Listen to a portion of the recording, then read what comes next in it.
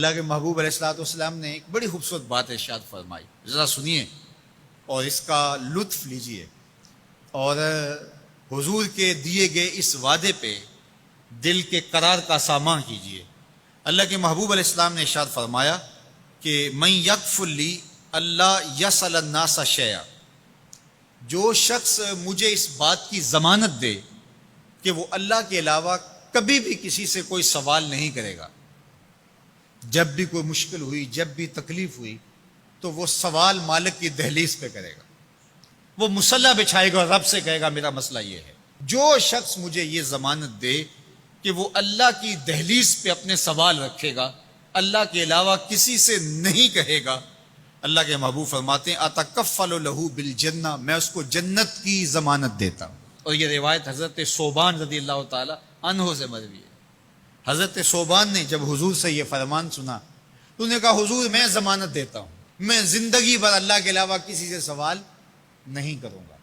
اور صحابہ نے پھر اس پہ عمل کر کے دکھایا۔ صحابی کا کوڑا گرتا ہے اور وہ بھی گھوڑے سے نیچے اتر کے خود اٹھاتا ہے،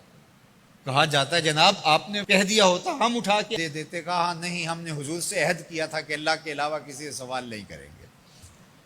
تو انہوں نے اتنا لحاظ رکھا اور اپنے وعدے کی پاسداری اس انداز سے بھی کی۔ تو یہ ہے وہ دولت جو کسی بندے کو اللہ صالح اعمال کے نتیجے میں عطا کرتا ہے۔ حضرت حسن بصری رضی اللہ تعالیٰ عنہ فرماتے ہیں کہ یہ کسی شخص کا ضعیف یقین ہے کہ جو اس کے پاس موجود ہے اس پر اس کو اعتماد ہے، اور اس کا جو حصہ اللہ کے پاس موجود ہے اس پر اس کو اعتماد نہیں ہے۔ دیکھیے ایک شخص کے پاس کچھ پیسے موجود ہوں، اس کی جیب میں ہے، اس کے لاکر میں ہے، گھر میں ہے، اور ایک وہ اس کا مال ہے جو بینک میں پڑا ہوا ہے، تو جس طرح وہ اپنے ہاتھ میں موجود پیسوں پر مطمئن ہوتا ہے، بینک میں پڑے ہوئے پیسوں پر بھی ایسے ہی مطمئن ہوتا ہے، کہتا ہے وہ بھی میرے ہی ہیں۔ تو جو شخص بینک میں پڑے ہوئے پیسوں پر تو مطمئن ہے، گھر میں موجود رقم پر تو مطمئن ہے، اس کے ہاتھ میں اس کی جیب میں جو ہے اس پر تو مطمئن ہے، اور اس کی قسمت کا جو ابھی اللہ کے پاس ہے اس نے ابھی اس کو دیا نہیں، اس پہ مطمئن نہیں ہے، تو حضرت حسن بصری فرماتے ہیں اس سے بڑھ کر ذوف یقین اور کیا ہوگا کہ جو اس کے پاس ہے، جس کو چرایا جا سکتا ہے، جس کو چور کھینچ سکتا ہے، جو گر سکتا ہے، جو چھینا جا سکتا ہے، اس پہ تو یقین کر رہا ہے کہ یہ میرا ہے،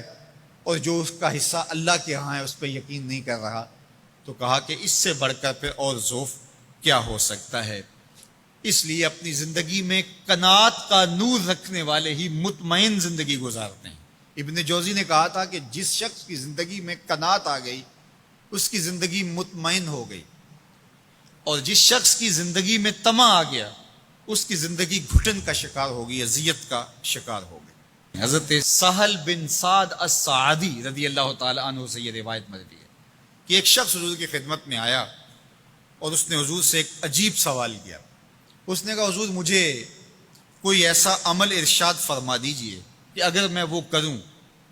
تو مجھ سے اللہ بھی پیار کرے اور اللہ کی مخلوق بھی مجھ سے پیار کرے، ایک عمل ایسا بتا دیجئے اگر میں وہ عمل بجا لاؤں تو اللہ مجھ سے پیار کرے اور اس کی مخلوق بھی مجھ سے پیار کرے۔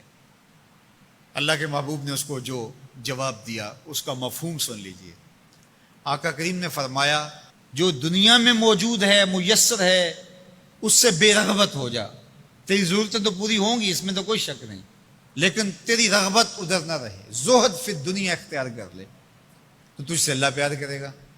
کہ یہ بندہ دنیا میں رہ کے بھی دنیا کا نہیں میرا ہے،